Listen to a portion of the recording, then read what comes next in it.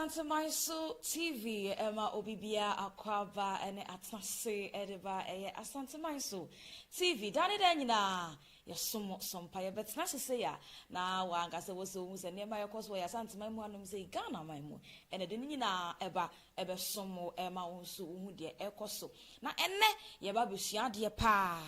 Yebisian dear Mokai some Baba Simon say a year I him for be eba besi be their tray ra ewo a men chef because nina akoso I ne dinina at the eba some was some many workers say dear Oko Piemu ewo a Gyadam Samre Gyadam Enya Manhene no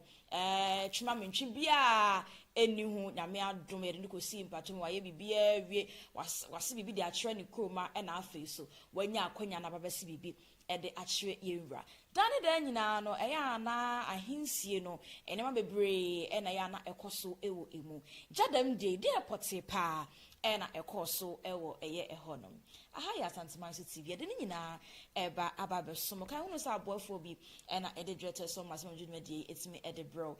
Grand Eco Cabanas and our face so Asante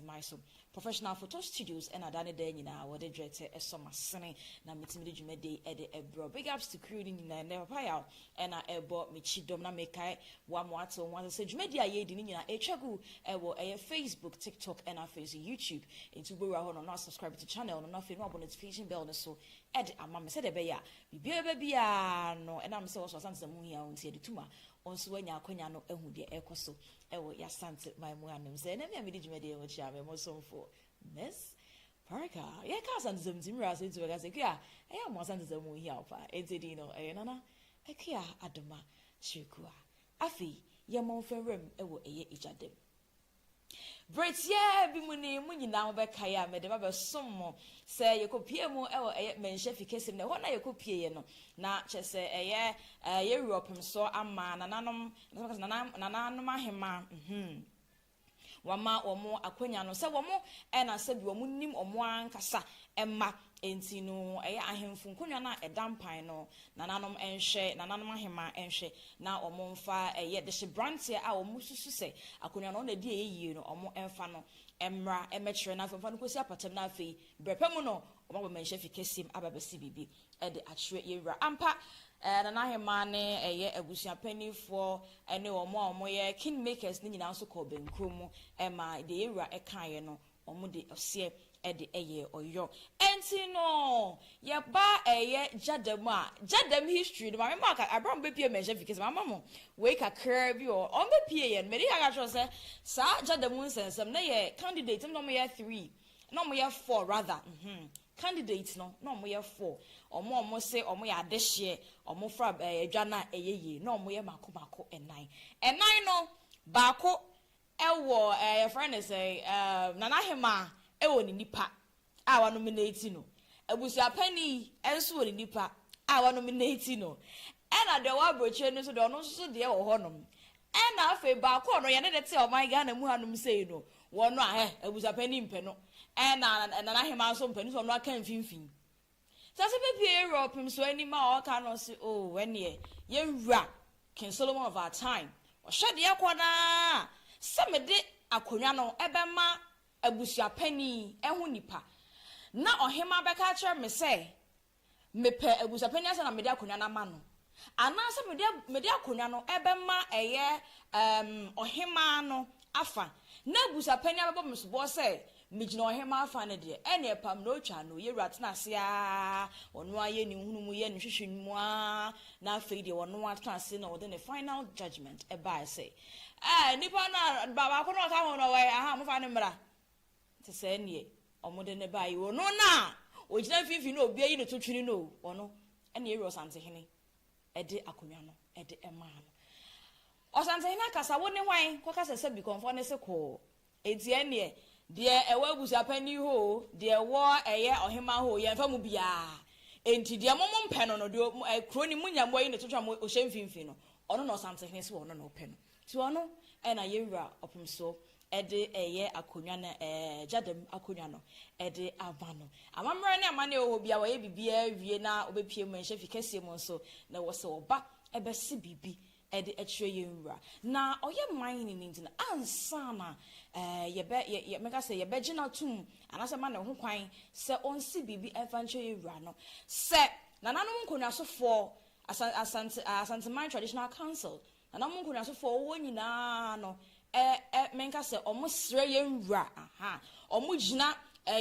wo hena afi ne ba besi wade so no omo gina wo anamu ede epa anase menka say oka bibi tro yenwura omo pa achew ede maw wo yenwura nim say yenwura ensre omo sre yenwura embre ne ni ase na wo ohene na afi ne de ba besi so no na onsi bibi enfa enchwe yenwura so de be ya wode eye akonwa no ebe maw de bedi mu akotene pa enso ene say ohene bia tufu wi a de obeka ene say eye ahweye na wamfa yenwura ntam kese amfa eni agro we mu nyina afutuo ni nyina koda wi a na afei de opem so na se so bebi o nense obeka ono so kan wi a na chese de di ho no eye na eye kwadwom enam se wo ye manhene ntino eye kwadwom ena ye ya na ye di edikan prepper kwemu e friend ananom so some radio or the show foforo ene ye de na eba o eti ene ye sre se ananom mie kwemu na eja wontimi nsi bibi emfa nhwe ye opem so ende keka ho bebre ye ntwe ye ni na ye nkonkohwe eye sa kwadwom ebrepem no kwadwom na ankasa no ye bebo de pinchen ananom na ye ne omo atwetwe ho enkomo na so ene de ye ntwe ye ni na ye nkohwe kwadwom a ekoso ansa na eye Gyadam SBB ede akyere ye opem so Boampong Wereko Osie Tutu awade na una du fosia wo ka se bozo du pemprem ya do una ni mu nyene unu bi kwa na che awade fa na penu abe oji abode Gyapem ana bantum betwane wa na bi agani ni du kokko sandi lanko no una afu nkotene kumni be do gonko anza na wuja ide tre san de mai Osie tu una tete Wankuma damete ankuma una jima bonfo ayeko ushibidi ni sande wo weze ina hwiaze na nkrade dia wo we na sunsensa wani suepeni asem wo we esura abodise na ntu abodise wo we ebetu ani tumi se ku na berina na ntankase ni bi ache na asem kwade santemene de yemfemfiri kasa konsam so se yene bakwa bele se ni okwa ni nyankopon bo so gba asase abo wo se papa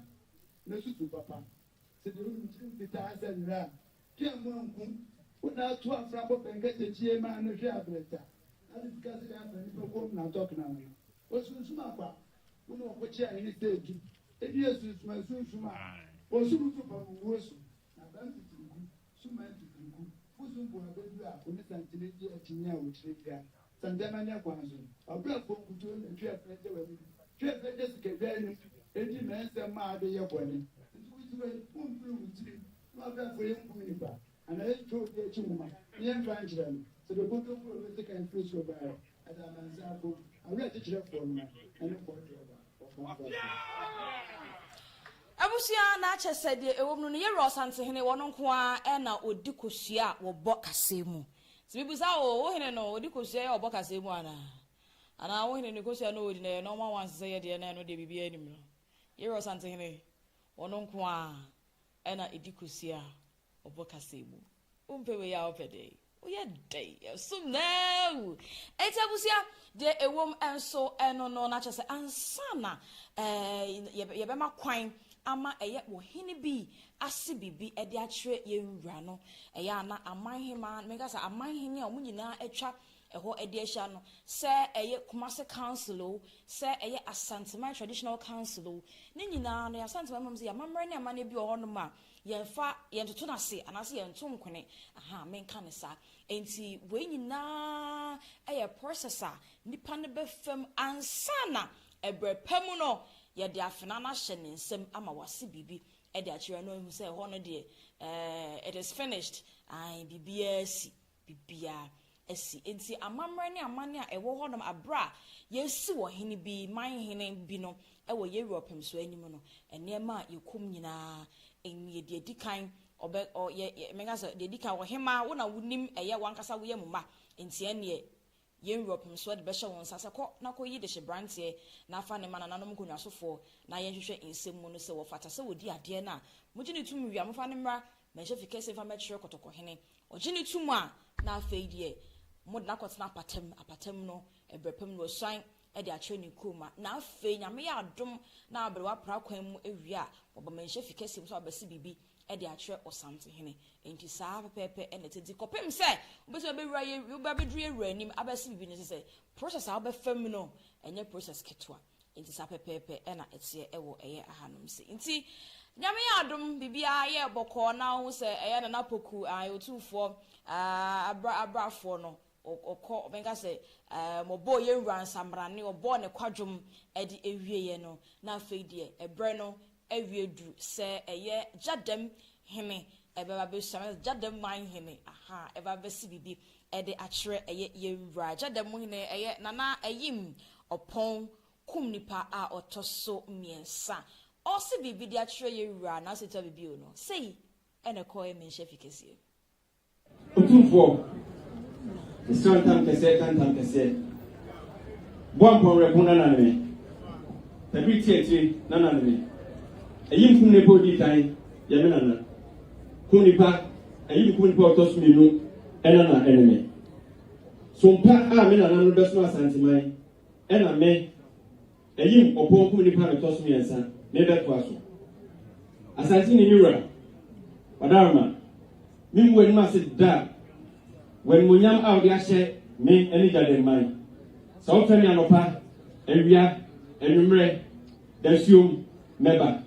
misani yare so femi na mama metonda mpese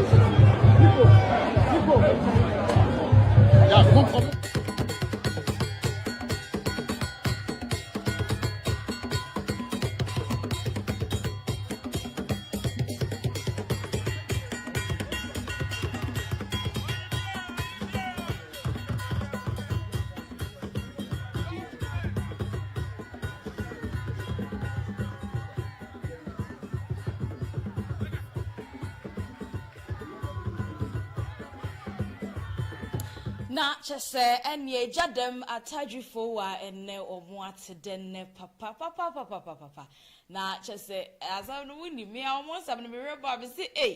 eni pa na obi a pa obi agina da chi chese oni aka wonya kwamu kura da so wonya konti ada so wonya jasi bi na nka wonjina da chi emfa ma no de jaye omenka se onhu ne ho sa anye crab no na mo nkonwa so fo omo Gyadam na ne kwa ba kopa bi eta na chi so no dey she you negative 0 kwa game say ko be negative 0 because she obia ni na chi obia ni jide onimu obia ni rehemu onimu en na wonim obia nso anda andwene wo da se ebe be pie yero Asante hene ma o de be ma nipa na obia ampe no enu nti na me ka cho se wo pem so tena ase a enye yie se de wonti nyame ase no sa na tie de obia pa o no de obia ampe na ni ma hwe no de mo ye no we de obeye de no onu kwa da na ye fra onu kwa da ye nesere onu kwa da ye nesere won ka bi shemu won de se ja ye ba no no nso be be ne de a wo ye no mini enti ene e wo so oba na ye wu so no nso aba e na hwe ade anya mitumi ye enti we de manso bia ni hu o bi timi ko ja ba bi ko ga se won ti ase de bi fi se ya fa busapani de ama busapani ama ohima meto ayampia ene afa aya ohima nso de ama friend say busapani so meto ayampia enti ene akwa against mu nyina obi aka na no ntu ti ene sa na tie enti o so ene na che say sa na so say yewura opemso ya ma ni tu say na ho say enya agro kra yewura enya bre enti ho sa reaction no ebrepem ye besa da ye ho production nye bisa ye ho say e di entia enti brepem no ye be enti amrede fo ani ehwe bi keke enti de ewom nyina eso eno no na osi bibi eretre ye wura opemso Asante man nyina wura ene ya Asante man ahemfo na no matena nkonwa nyina no na chese afeide bibia awie peye na ye bo edi pia bontimu honom no na yesi ye kwhwe de ye koso ho nom na say hey Gyadam kro ni nyina na gu menhye fikasi ani mu hoi na chese wo sa wo mo body abusua se wani e sa wo ka kire yenkohwe wo mo esi na no mo bo no basesia yenkomra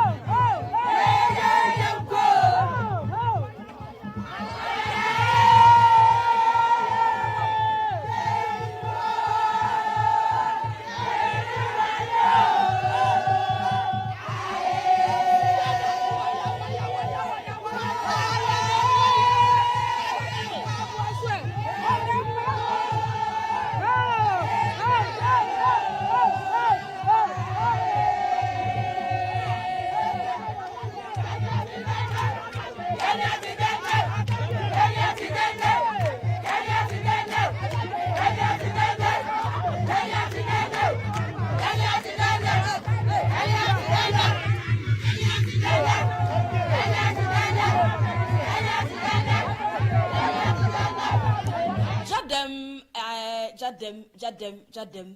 I make us say adehye a omo Gyadam no na chese eniji a omo nso eni age e wo honom ne firi se de no mo ra ne se bibia be ya sundwe bibia be ye boko ne kwan so ano nyame adom bibia nso atimi awie peye se de na omo ehwehwe ne ntina ye eniji enko a na ekoso ho enti wei na ye body pinchen ye Gyadam Manhene Akyem Manhene munti asem ne ye Gyadam Manhene na Akyem Manhene na yene no so atwetwe enkomo bisa no ne ba ko mienu bi enti be the credits no e de be ma eye Otumfuo radio na enomo atwetwe enkomo ma yehu de ekoso ewo eye hu nti credits to them ebusia yen hwe eye Gyadam Manhene na Akyem Manhene ensema ode atudwa Gyadam man so asepa se ye bond din se ono na ye nua be ma bie na ni pani na ebe ye ebedi Gyadam Manhene Adaroma ahokekan ani anigie a omanfo ede aba no enya asam ketwa ada o sai wo Gyadam enya asam ketwa ene ne so hwe na wa hwe doma wa ha enipa wa ha buru 300 ena ya ba ebe so ye wura esisi se onkono nkwase bibi enkyere ye wura Adaroma ye de anigie sononko kra ye ni age papa say ya maami adom yen na odini nua bema a obeye ne ba abedom yen say o mehwe Gyadam so nana Wadaroma ohwe branti a wo bai oye krachi ni wasua nwoma akwa akire edie na mo behwehwe ana mo nananom no edie na mo beye aboa no ama ne timu pore ne niso ade hu na bamfiri say etobire bi ne ohene kyekire ne ode tompanimfo ne mu a nananom bi na we twi na ha na we nam ha na ebi mu ebo na chi sabi ema bia ko ye nkoso nti wo ye nana Akyem mi ebobe na mo be hye ne say mo be bo na na hinia ye krabehwe ama Gyadam Otumfuo me pa che Wadaroma ye de ka hye nana bodada efi say so hwe nana no we Gyadam no ye de ye twe ha we ye sei ebi ni ho eye wodo ene anigie ene insiye me sei ene ye de ye adwuma ene akokoduro ena ye de ye adwuma enti nana de ya hye ne bo say ye beboa no ama na niso ade hu ni bibia obekekere bia no nana no behwe se entimi nsane na afei ya boa no amwa pagya de ese eda ho bi opeso pagya no nana no beboa na dikan asom ama ya pagya ama bibia atimi akoso wa no Gyadam man ahye ne bo na nana no matran konyan so ahye ne bo dendenden se ye beboa ama ni bibia akoso wa no yada se bebre